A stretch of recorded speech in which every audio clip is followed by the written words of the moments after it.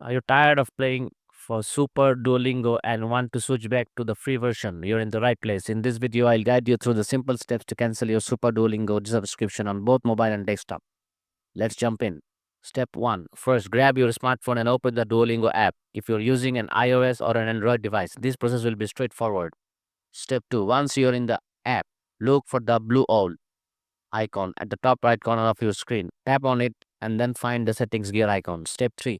In the settings menu, tap on manage subscription. This is where you'll find options related to your Super Duolingo plan. Step 4. Now select cancel subscription. You will be prompted to provide a reason for your cancellation. Don't worry, it's just a formality. After that, hit continue and then tap on proceed to continue. Step 5. Finally confirm by tapping on cancel super. And just like that, you're done. Remember, you can still enjoy Super Duolingo features until the end of your current billing cycle. Now, if you're signed up for Super Duolingo through a web browser, here's what you need to do. Log into your Duolingo account at duolingo.com.